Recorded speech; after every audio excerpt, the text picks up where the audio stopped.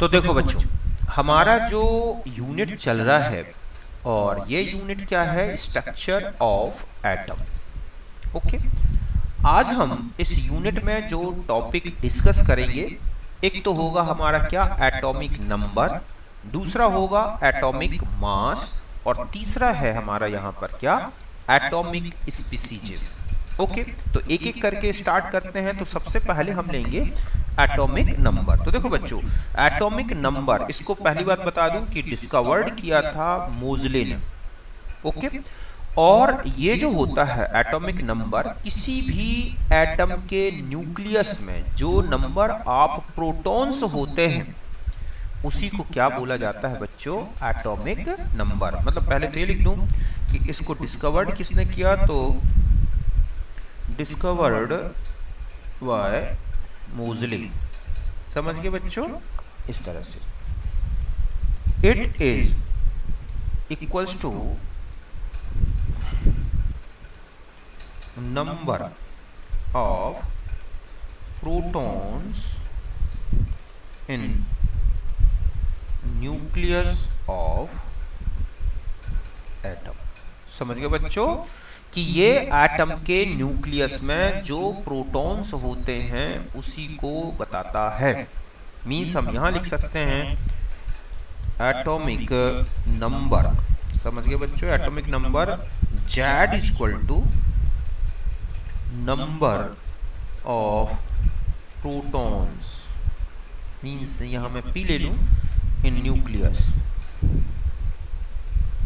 समझ गए बच्चों कि किसी के न्यूक्लियस में जो प्रोटॉन्स हैं वही उस एलिमेंट का एटॉमिक नंबर होगा। यहां तक बात क्लियर है।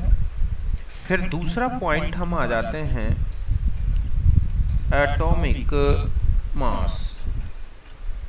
समझ गए ना कि ये क्या होता है बच्चों, एटॉमिक मास। तो एटॉमिक मास तो आप जानते हैं कि total nucleons means protons and nucleons present in nucleus of atom, वही उसका क्या कहलाता है बच्चों, एटॉमिक मास। ये है कि total number of nucleons means proton plus neutron. समझ गए बच्चों, न्यूक्लियॉन्स किसका सम है, यहां पर लिखे दे रहा हूं, मतलब प्रोटॉन्स प्लस न्यूट्रॉन्स। ठीक है, nucleons of atoms, atom is called atomic mass. ठीक है, ये कहलाता है एटॉमिक मास। हम एटॉमिक मास ऐसा लिख सकते हैं कि एटॉमिक मास सिंबल है इसका A इज इक्वल टू, यहाँ पर हम क्या लेंगे बच्चों, नंबर ऑफ प्रोटॉन्स, समझ गए ना, P plus number of neutrons, और हम इसे N से रिप्रेजेंट कर रहे हैं। समझ गए बच्चों कि number of protons and number of जो न्यूट्रॉन्स हैं उन्हीं को ऐड करना है। Okay, capital N means A is equal to हो गया P प्लस N। यहां तक बात क्लियर है अच्छी तरह से। और यहाँ Z इज इक्वल टू क्या है बच्चों, P।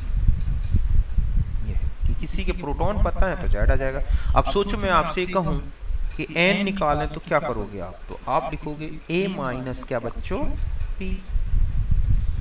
इस तरह से अगर हमें P निकालना है तो क्या करेंगे हम, A माइनस N, या P इक्वल टू Z। ये होता है किसी में ये रिलेशन। अब एक सिंबल बता दूं, यहाँ X लिखा होता है, यहाँ Z लिखा होता है, यहाँ A। ये क्या होगा बच्चों, सिंबल ऑफ एलिमेंट, जिस एलिमेंट का आपको क्या निकालना है, प्रोटॉन न्यूट्रॉन। ये तो आप जानते हैं कि ये किसको शो कर रहा है, एटॉमिक नंबर। ये क्या बता रहा है बच्चों, एटॉमिक वेट या मास हम बल्कि कहें। ठीक है, तो ये हो गया एटॉमिक मास।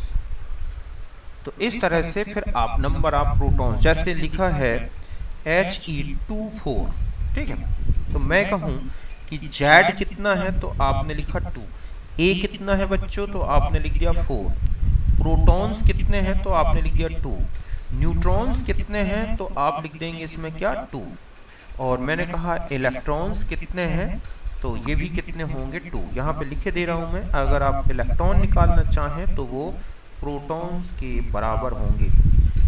यहाँ कब, जब इन एटम लिया गया हो। समझ गए बच्चों कि जब एटम लिया गया हो तब इलेक्ट्रॉन प्रोटॉन के बराबर होंगे। ठीक इसी तरह से मान लो लिखा है 92 यूरेनियम 238, तो मैंने कहा इसका जेड कितना है तो आप लिखेंगे 92। ए कितना है बच्चों 238। मैंने कहा प्रोटॉन्स कितने हैं तो आप लिख देंगे 92। मैंने कहा न्यूट्रॉन्स कितने हैं तो आप लिखेंगे 238 माइनस कितना करोगे 92, कितना हो जाएगा देखो आप इसको करके, और इलेक्ट्रॉन में कहूं तो कितने हो जाएंगे 92। ठीक है, तो इस तरह से हमारे पास कैलकुलेशन आएगी। यहां तक बात समझ गए। एक पॉइंट और रखना है यार कि इन कैटाइन, समझ गए ना, अगर कैटाइन है तो इलेक्ट्रॉन लेस देन प्रोटॉन ए। अगर दूसरा है कि इन एनाइन, अगर एनाइन है, समझ गए ना, तो एनाइन में electron greater than proton. Okay, कि जो कैटाइन होगा उसमें इलेक्ट्रॉन प्रोटॉन से कम होंगे, अगर वो एनाइन है तो उसमें क्या होंगे बच्चों, कि जो है इलेक्ट्रॉन ज़्यादा होंगे। एक चीज़ दूसरा होता है कि अगर हम यहाँ पर जेड देखें तो वो प्रोटॉन के बराबर ही आएगा, अगर हम यहाँ पर ए देखेंगे तो वो प्रोटॉन और न्यूट्रॉन ही होगा। यहाँ पर भी चले जाएं तो प्रोटॉन p ही होगा, मास p प्लस n होगा, चाहे वो कैटाइन हो और चाहे एनाइन हो। मीन्स यहाँ पर हम ये कह सकते हैं कि मास ऑफ आयन, ठीक है, ion not depend on charge of ion. मतलब उसमें आप चाहे इलेक्ट्रॉन का चार्ज निकाल दो, बढ़ा दो चार्ज में। मीन्स यहाँ पर अगर हम ये कहें कि ये है कैटाइन, ये है एनाइन और ये है एटम, ठीक है, यहाँ पर ऐसे ले लें, बल्कि ये हो गया एनाइन, ठीक है बच्चों, ये है एटम और ये क्या है कैटाइन, ठीक है। तो ये बता दूं मैं कि जेड, जेड और जेड ये तीनों बराबर होंगे, ठीक है, प्रोटॉन बराबर प्रोटॉन बराबर प्रोटॉन, ठीक है। न्यूट्रॉन अगर हैं तो तीनों में एक ही के हैं भैया, समझ गए ना, एक ही के, एक ही एलिमेंट के कैटाइन एनाइन की बात हो रही है ये, ठीक है। प्रोटॉन ऐसे मास की बात करें तो तीनों का मास बराबर रहेगा। अब बचता है इलेक्ट्रॉन, तो ध्यान रखें कि इसके इलेक्ट्रॉन ज़्यादा होंगे इससे और इसके इलेक्ट्रॉन कम हो जाएंगे। समझ गए ना, एनाइन, एटम और कैटाइन में ये ध्यान रखना है। जैसे मैंने कहा यहाँ लिखा है Cl माइनस, यहाँ लिखा है Cl और यहाँ लिखा है, ठीक है, या हम और कोई एटम ले लें, ठीक है बच्चों। जैसे मैं यहाँ ले लेता हूँ ऑक्सीजन माइनस, ऑक्सीजन और ऑक्सीजन प्लस। अब मैं कहूँ जेड कितना है इसका, तो ये कितना होगा बच्चों 8 8 8। ए कितना है तो इसका 16 है, तो इसका भी 16 है, तो इसका भी 16 है, ठीक है। अगर मैं कहूँ प्रोटॉन कितने हैं तो यहाँ 8 लिखे जाएंगे, यहाँ 8 लिखे जाएंगे, यहाँ 8। मैं कहूँ न्यूट्रॉन कितने हैं तो यहाँ पे भी 8 है, यहाँ पे भी 8 है, यहाँ पे भी 8 है। लेकिन अब मैं कहूँ कि इलेक्ट्रॉन कितने हैं, ठीक है, तो यहाँ 9 हो जाएंगे, तो यहाँ 8 ही होंगे, तो यहाँ पर 7। तो आप देख रहे हैं कि केवल और केवल कैटाइन हो या एनाइन, केवल और केवल क्या चेंज आता है बच्चों उसमें, केवल इलेक्ट्रॉन्स में, ठीक है। तो ये एक हमने एग्जाम्पल लिखा, कि किसी भी एलिमेंट का कैटाइन हो, एनाइन हो या स्वयं न्यूट्रल एटम हो, उनमें जेड, ए और पी और एन नो चेंज। चेंज होगा तो केवल और केवल किस में बच्चों? इलेक्ट्रॉन में। यहाँ तक बात समझ में आ गई, क्लियर है? अब एक क्वेश्चन है हमारे पास, ठीक है, कि एक एलिमेंट कार्बन 12 C6, ठीक है, 6 कार्बन 12, इफ हम ये कहें कि इफ, ठीक है, electrons of atom removed 50% and protons also removed 50%, ठीक है। तो व्हाट, अगर आपसे कहा जाए कि व्हाट चेंज इन, ठीक है, मास ऑफ कार्बन एटम, कि कार्बन 12 था, ठीक है, और उसमें इलेक्ट्रॉन 50% निकाल दिए, प्रोटॉन भी 50% निकाल दिए, तो पूछा गया है कि what change in mass of carbon atom. तो आप सबसे पहले क्या लिखोगे कि इनिशियल देखो आप, ठीक है बच्चों, इनिशियल है C612। यहाँ देखो प्रोटॉन कितने हैं यहाँ पे बता सकते हो बच्चों? तो प्रोटॉन निकाल लो आप, तो प्रोटॉन है 6, न्यूट्रॉन भी है 6 और इलेक्ट्रॉन भी है 6। अगर हम A कहें तो ये है हमारे पास 6 + 6 means 12। Okay, after removal of electron and proton, ठीक है, तो इलेक्ट्रॉन कितने बचेंगे? 3। प्रोटॉन कितने बचेंगे बच्चों? 3। 50% रिमूव हो रहा है ना, यहाँ पर हमने लिखा है 50% रिमूव्ड, ठीक है। तो यहाँ पर लेकिन न्यूट्रॉन कितने रहेंगे बच्चों? 6। तो इसका मास देखो, प्रोटॉन प्लस न्यूट्रॉन तो हो जाएगा 3 + 6 मीन्स 9। चेंज इन मास निकाले तो 12 था, 9 रह गया, तो कितने का चेंज आ गया? 3 का। तो मैं पूछूं कि परसेंटेज चेंज इन मास कितना है, तो आप लिखेंगे 3/12 × 100 मीन्स 25%। तो केवल और केवल किसके कारण चेंज आया है बच्चों ये मास में? Number of protons. इलेक्ट्रॉन चाहे घटा दें बढ़ा दें, किसी भी प्रकार का कोई चेंज नहीं आता एलिमेंट के मास में, ठीक है। तो इस तरह से ये था हमारा एटॉमिक मास और एटॉमिक नंबर। समझ गए बच्चों? अब हम आ जाते हैं इसके बाद, एक होती हैं, ठीक है, एटॉमिक स्पीसीज के बारे में। मीन्स एटम कई प्रकार से डिफाइन किए गए हैं, आइंस डिफाइन किए गए हैं, तो हम एक एक करके लें। जैसे फर्स्ट होता है क्या बच्चों? आइसोटोप्स, है ना, कि आइसोटोप्स क्या है?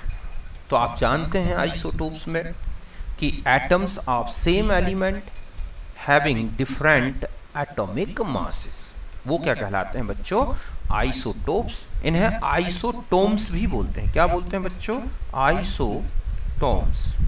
ऐसा क्यों? क्योंकि ये एटम सेम है, मतलब ये कहलाएंगे एटम्स ऑफ सेम एलिमेंट। समझ गए बच्चों? Having different atomic masses.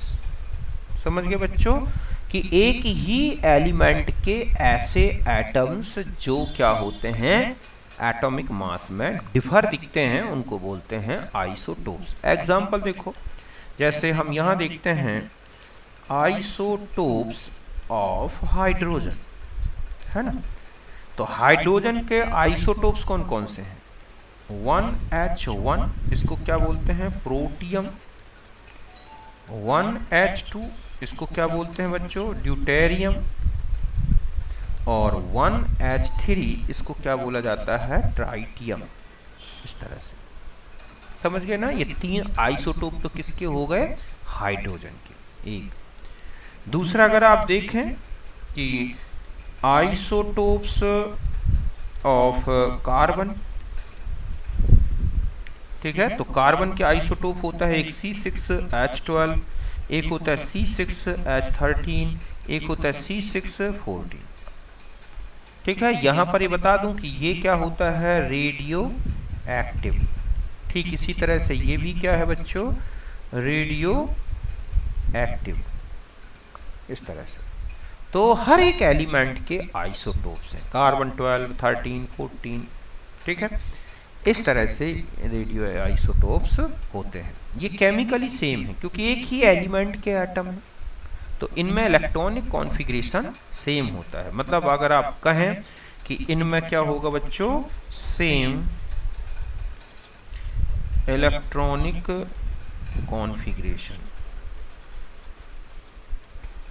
And chemical properties. समझ गए ना, इनकी केमिकल प्रॉपर्टीज और इनके इलेक्ट्रॉनिक कॉन्फ़िगरेशन सेम होते हैं, और ये एक ही एलिमेंट के एटम है, इसलिए इनको आइसोटोम्स भी बोलते हैं। इस तरह से इतना याद रहेगा। तो ये तो था हमारा आइसोटोप्स के बारे में। ठीक है, फिर होते हैं, नेक्स्ट है हमारे पास क्या बच्चों, आइसोबार्स।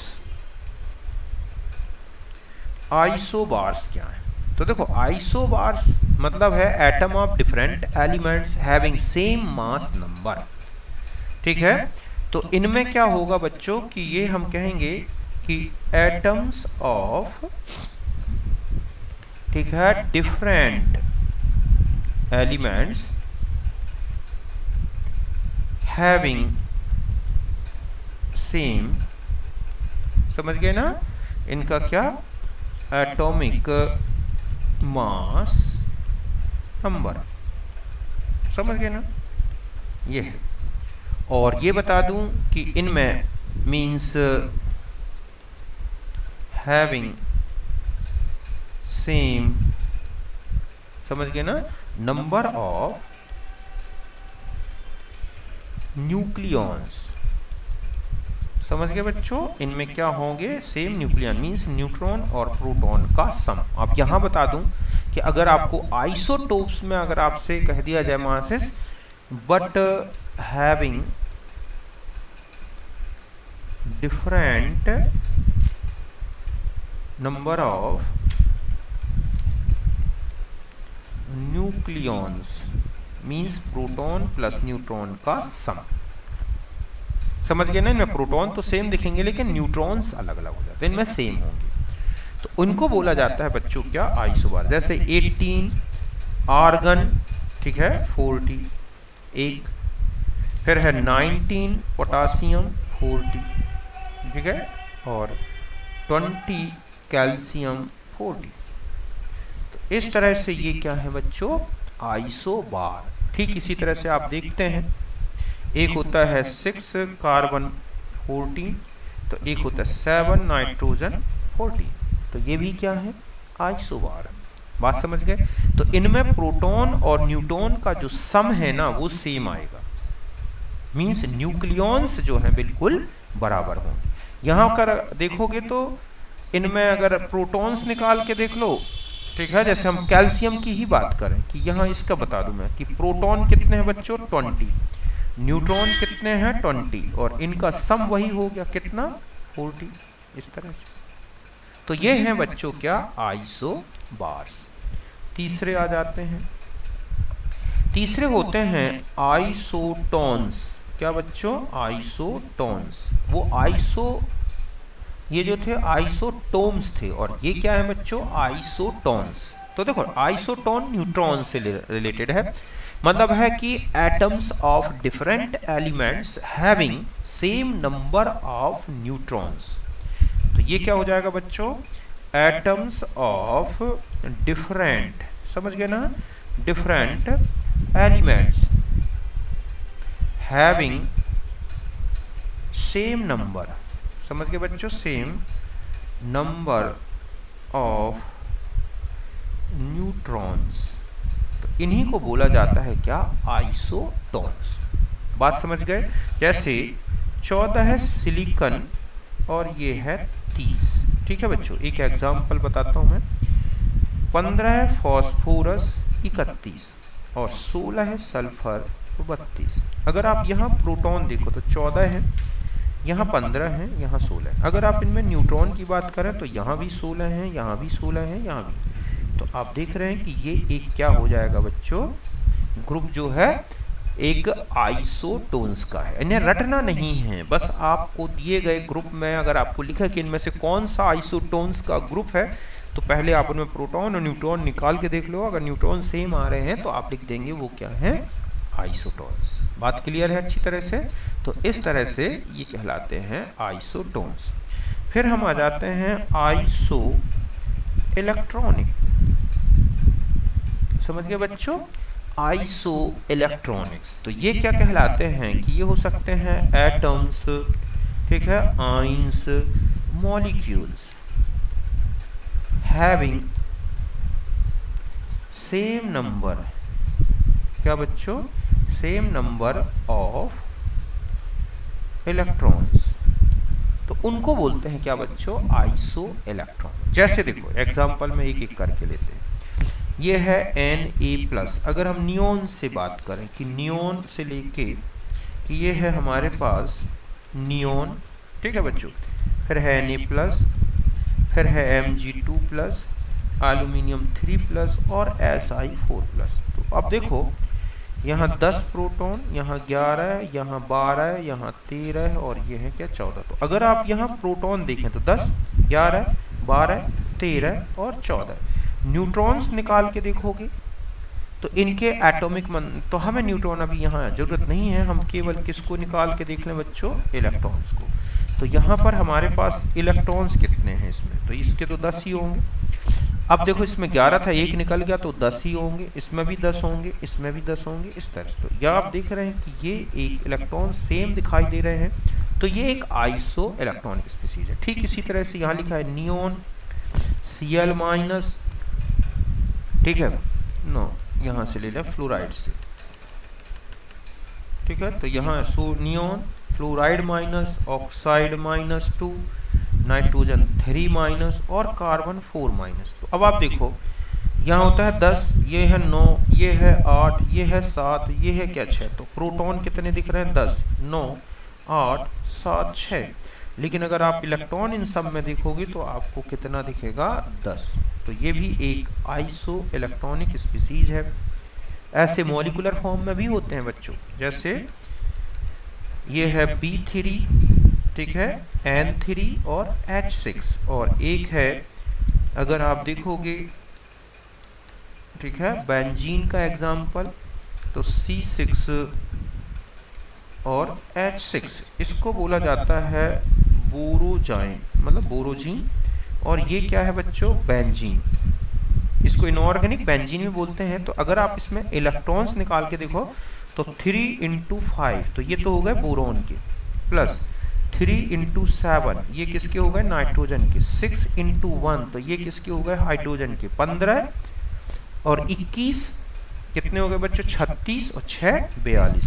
तो ये देख रहे हैं आप 42 इलेक्ट्रॉन है। 15 ये हो गए और 7 21 ये हो गए, तो ये कितने हो गए बच्चों, 36 और 6 जो हैं 42। और अगर आप यहाँ भी निकाल के देखो इलेक्ट्रॉन, तो 6 × 6, मतलब ये किसके, कार्बन के, ठीक है, ये किसके हो गए बच्चों, कार्बन। और 1 × 6 ये किसके हो गए, हाइड्रोजन के। तो यहाँ पर भी टोटल कितना आएगा, 40, ठीक है। इसी तरह से N2O और CO2 में देख लो आप, ठीक है। अगर हम इसमें इलेक्ट्रॉन देखें तो 14 तो हो गए किसके, नाइट्रोजन, प्लस 8 हो गए किसके बच्चों, ऑक्सीजन। तो ये कितना हो गया, 22। और यहाँ भी देख लो 6 हो गए किसके बच्चों, कार्बन के, प्लस 2 × 8 ये किसके हो गए, 16 और 6 ये हो गए 22। तो इस तरह से ये भी एक आइसो इलेक्ट्रॉनिक हैं इन्हें। तो जब एटम्स और क्या सेम हो बच्चों, उसमें इलेक्ट्रॉन्स, तो इनका एक नेम और है, और ये हैं आइसोस्टेयर्स। क्या, आइसोस्टेयर्स। तो इस तरह से ये आइसोस्टेयर्स मतलब जिसमें atoms and electrons are same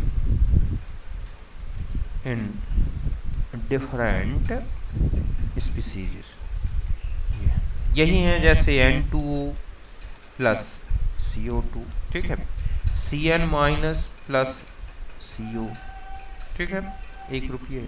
ठीक इसी तरह से C6H6 प्लस B3, और ये था N3B3 और N3H6। तो ये सब क्या है बच्चों, आइसोस्टीयर्स। यहाँ तक बात क्लियर है अच्छी तरह से। तो ये थी कुछ एटॉमिक स्पीसीज के बारे में बच्चों। तो मैंने एटॉमिक मास, मास नंबर और कुछ इम्पॉर्टेंट स्पीसीज बता दी। यहाँ तक बात क्लियर है अच्छी तरह से, ठीक है। अब हम नेक्स्ट टॉपिक जो लेंगे बच्चों, उसमें हम लेंगे इलेक्ट्रोमैग्नेटिक वेव्स के बारे में पहले डिस्कस करेंगे, क्योंकि आगे जो भी एटॉमिक मॉडल पढ़ोगे वहाँ पर इस थ्योरी की ज़रूरत होगी, ठीक है। तो हम पहले रेडिएशन, एटॉमिक वेव, वो इलेक्ट्रोमैग्नेटिक वेव, उसको डिस्कस कर लेंगे, ठीक है। तो नेक्स्ट में मिलते हैं, बाय बच्चों।